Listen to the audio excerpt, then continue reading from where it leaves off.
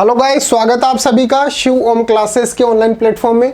अब हम जो क्लास 10th की जो साइंस के एनसीईआरटी सॉल्यूशंस देख रहे थे, इसके अंदर चैप्टर 2 के जो हम एनसीईआरटी सॉल्यूशन जो है वो एक क्वेश्चन का जो है बिल्कुल डिटेल में डिस्कस कर रहे हैं। हर एक क्वेश्चन को हम इस प्रकार से समझा रहे हैं कि अगर आप एक बार हमारा वीडियो देख लेते हैं तो उसका आंसर जो है आप लाइफ टाइम नहीं भूलने वाले हैं। इस प्रकार से हर एक कॉन्सेप्ट को, छोटे से छोटे कॉन्सेप्ट को जो है आप अच्छे से समझाते हैं। तो आप थोड़ा सा पेशेंस रखना और क्वेश्चन का आंसर जो हम जिस प्रकार से आपको समझाते हैं उस टॉपिक को उस हिसाब से जो है याद रखने की कोशिश करना। ये आपको फ्यूचर के अंदर काम आने वाला है। एक तो तरीका होता है कि आप सीधे सीधे इसका आंसर जो है वो रट लो। एक तरीका ये होता है कि आप इसका पीछे का जो कॉन्सेप्ट है वो समझिए। कॉन्सेप्ट समझ लेंगे कि आपके जो फ्यूचर क्लासेस के अंदर आप इससे रिलेटेड कोई चीज़ आती है तो आप जो है बिल्कुल बेस अगर आपका स्ट्रॉन्ग होगा तो आप अच्छे से समझ सकेंगे। तो चलिए अगला क्वेश्चन डिस्कस करते हैं। अगला क्वेश्चन है, what effect does the concentration of H+ ion have on nature of the solution. आपको पूछ रहा है कि भाई H+ आयन की जो कंसंट्रेशन होती है वो सॉल्यूशन के नेचर को, कि भाई वो एसिड है, बेस है, न्यूट्रल है, वो किस प्रकार से जो है अफेक्ट करता है। अफेक्ट करता भी है या नहीं करता है, ये हमारे को क्वेश्चन के अंदर पूछा गया है। अगर जैसे मान लो, नहीं समझे मैं दोबारा समझा देता हूं। अगर जैसे मान लो किसी सॉल्यूशन के अंदर H+ आयन की कंसंट्रेशन ज्यादा है तो उसका नेचर कैसा होगा, एसिड होगा, बेस होगा या फिर न्यूट्रल होगा। अगर किसी भी सॉल्यूशन के अंदर H+ आयन की जो कंसंट्रेशन है वो लो है, उसका नेचर कैसा होगा, ये हमारे को इस क्वेश्चन के अंदर आंसर के अंदर जो है हमारे को बताना है। तो मैं आपको समझा देता हूं, बेस से बिल्कुल समझाता हूं। देखिए, तीन चीजें होती हैं। एक तो होता है एसिड, एक होता है बेस और एक होता है न्यूट्रल। तीन चीजें हो गई। अब pH जो स्केल होता है वो 7 पे होता है। 7 से इस तरफ जाएंगे यानी कि 7 से कम है अगर किसी भी, ये क्या है, pH स्केल है। अगर किसी भी सॉल्यूशन का pH वैल्यू जो है वो 7 से कम है तो वो एसिड है, 7 से ज्यादा है तो इसका मतलब वो क्या है, बेस है। और 7 पे क्या होता है, न्यूट्रल। और अगर आपसे न्यूट्रल का एग्जांपल पूछे तो वाटर लिख देना। वाटर ना तो एसिड होता है ना बेस होता है। ये तो होती है बात एक। यहां तक की बात समझ में आती है। आगे बढ़ते हैं। अब मैंने आपको बताया एसिड। एसिड का एग्जांपल जैसे HCl। HCl है, अगर हम इसको वाटर के अंदर डालेंगे तो ये अपने आयंस के अंदर ब्रेक डाउन हो जाएगा। कैसे होगा, ये H+ और Cl- ये दो आयन बना लेगा, H+ और Cl-। इसका मतलब जो एसिड होते हैं वो H+ आयन बनाते हैं। बाय डिफॉल्ट इनके अंदर H+ आयन जो है वो बनता है।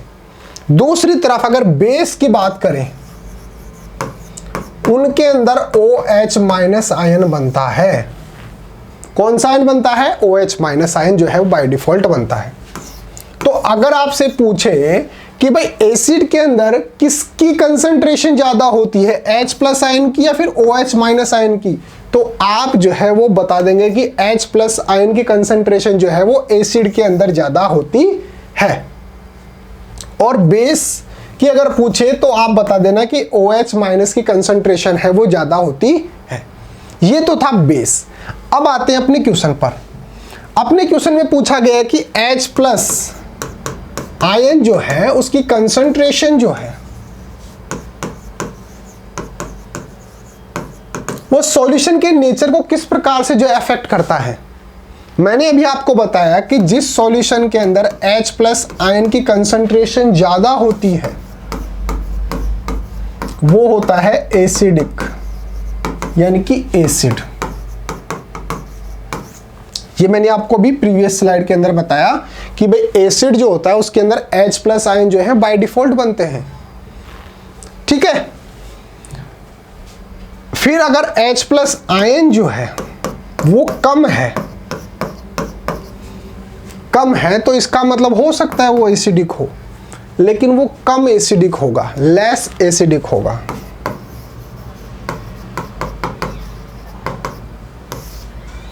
भाई एक के अंदर तो जैसे मान लो कि 50 जो है वो H प्लस आयन है, और एक के अंदर है तो सही लेकिन 5 H प्लस आयन है, तो एसिड तो ये भी है ये भी है। क्यों? क्योंकि इनके दोनों के अंदर क्या है, H प्लस आयन है, लेकिन इसके अंदर H प्लस आयन ज्यादा है, तो इसका मतलब ये जो है वो मोर एसिडिक है, ज्यादा एसिडिक है, इसका नेचर है जो ज्यादा एसिडिक है। इसके अंदर भी H प्लस आयन है लेकिन 5 ही है, 5 ही है, इसका मतलब ये भी एसिडिक है लेकिन ये लेस एसिडिक है, इसके कंपैरिजन में ये कम एसिडिक है, लेस एसिडिक है। बस आपको इतनी सी बात जो है वो याद रखनी है, इतनी सी बात आपको याद रखनी है क्वेश्चन का आंसर लिखते टाइम, कि अगर H प्लस आयन जो है वो एसिड के अंदर बाय डिफॉल्ट बनते हैं। जैसे HCl को याद रखना, HCl जो है वो एक एसिड होता है, कैसे टूटता है, H प्लस और Cl माइनस, यानी कि H प्लस बन गया, तो एसिड के अंदर H प्लस आयन जो है बाय डिफॉल्ट बनते हैं। तो जितनी ज्यादा क्वांटिटी के अंदर H प्लस आयन होंगे उसका नेचर एसिडिक होगा, वो उतना ही अच्छा एसिड होगा। और अगर H प्लस आयन जो है वो कम है, लेस है, तो इसका मतलब वो एसिडिक तो होगा।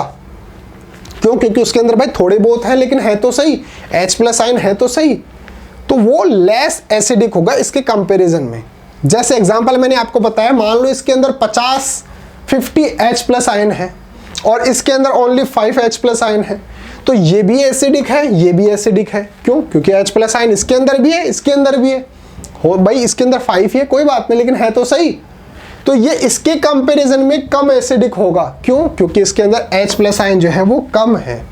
बस आपको ये चीज जो है वो आंसर लिखते टाइम याद रखनी है। नोटबुक लेके बैठा करो, उसके अंदर जो मैं की पॉइंट्स बताता हूं आपको वो याद रखा करो।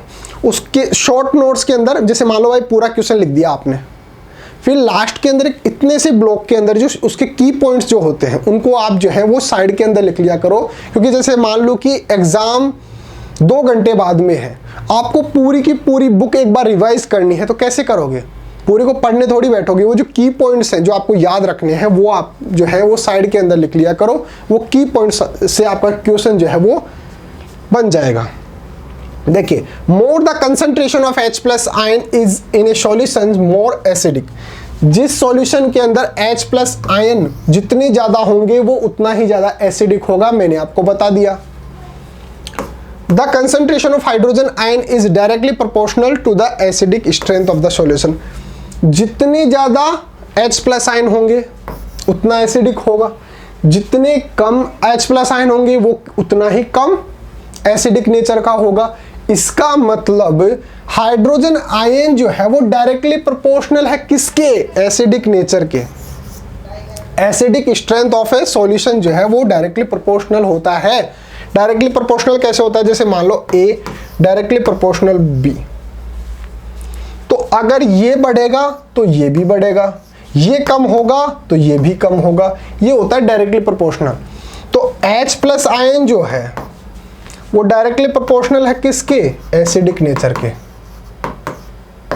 अगर H प्लस आयन बढ़ेंगे तो एसिडिक नेचर भी बढ़ेगा, H प्लस आयन कम होंगे तो एसिडिक नेचर भी कम होगा। जैसे मान लो A जो है उसके अंदर H प्लस आयन बहुत ज़्यादा क्वांटिटी के अंदर है, तो इसका मतलब एसिडिक नेचर भी बहुत ज़्यादा है। B जो है उसके अंदर H प्लस आयन कम है, तो इसका मतलब एसिडिक नेचर भी कम है। तो ये क्या हो गए? Directly proportional. डायरेक्टली प्रोपोर्शनल समझ गए? एक क्वांटिटी बढ़ती है तो दूसरी भी इंक्रीज होगी, एक कम होगी तो ये दूसरी भी कम होगी, एक इंक्रीज होगी तो दूसरी भी इंक्रीज, एक डिक्रीज तो दूसरी भी डिक्रीज, ये होता है डायरेक्टली प्रोपोर्शनल। तो इस प्रकार से आप इसका आंसर लिख सकते हैं। मैं क्लियर कर देता हूं, आप एक बार इसका स्क्रीनशॉट ले लीजिए। फिर आपके लिए एक अनाउंसमेंट है। आपके लिए अनाउंसमेंट क्या है कि अगर आपको अपनी क्लास का कंप्लीट स्टडी मटेरियल चाहिए, जैसे notes, videos, model paper, NCERT solutions, MCQ test, previous year की पेपर, ये सब कुछ चाहिए बिल्कुल फ्री के अंदर, तो अभी प्ले स्टोर पे जाइए और हमारी जो ऐप है शिव ओम क्लासेस नाम से, ये डाउनलोड कर लीजिए। इसके अंदर आपको सब कुछ फ्री के अंदर मिल जाएगा। साथ के साथ मेरा व्हाट्सअप नंबर भी आप जो है नोट डाउन कर लीजिए, 8696608541, ये मेरा व्हाट्सअप नंबर है। व्हाट्सअप पर भी आप मेरे को मैसेज करके अपने कोई डाउट हो तो वो क्लियर कर सकते हो। और अगर नोट्स वगैरह अगर आपको व्हाट्सअप पर चाहिए तो आप मेरे को डायरेक्टली आप मेरे को मैसेज करके मैं व्हाट्सअप पर भी आपको फ्री ऑफ कॉस्ट भेज दूंगा। और क्वेश्चन अगर अच्छा लगा हो, आंसर समझ में आया हो, आपका जो कॉन्सेप्ट है वो क्लियर हुआ हो, तो वीडियो को तो लाइक करना ही है, दोस्तों के साथ शेयर भी कर देना, उसमें थोड़ी सी हमारे को हेल्प हो जाती है। ओके गाइज, मिलते हैं अगले टॉपिक के साथ, तब तक बने रहिए शिव ओम क्लासेस के ऑनलाइन प्लेटफॉर्म के साथ। Thank you so much.